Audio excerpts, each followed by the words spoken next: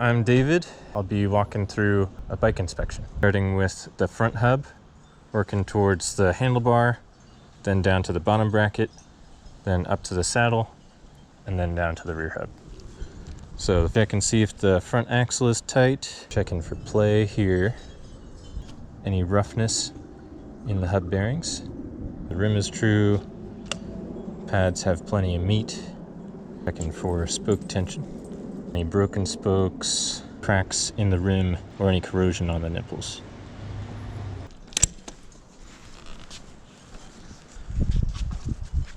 Checking for braking power. And now for headset play.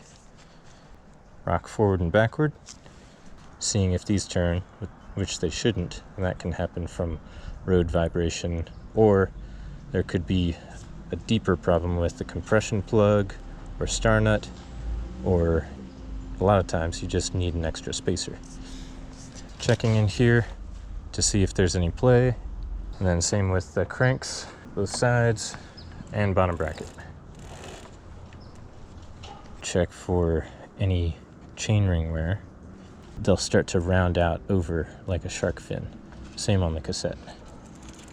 Okay, so next I'll check the chain. It is showing 0.5.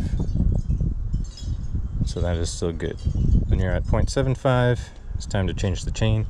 And then if you're at 1.0 or beyond, you might have to change cassette, chain rings, derailleur pulleys, and possibly even more. So, and then same here, I'll check the cassette. I'm in need of a drivetrain clean, but like if you spend a lot of time in the hardest gear, something that'll happen is that you might stand up to get more power and it'll slip on you. Like there, you would start to see flat spots on the back. I don't know if you can see that, but yeah, it would kind of flatten out. And then from here, I would check the frame overall for any cracks or damage.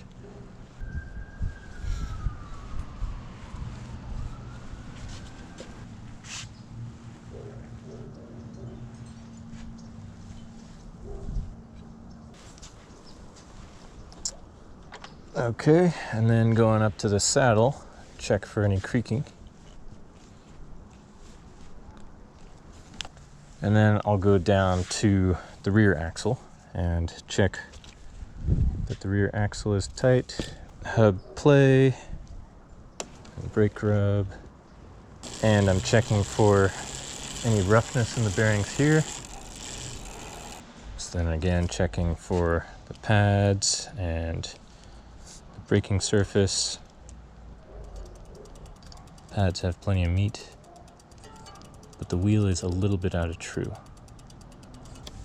Then moving on to spokes. Good even tension, nothing broken. Checking the rim. And then the tire. So for any cracks, bulges, or general wear. Now it's time to check out the shifting.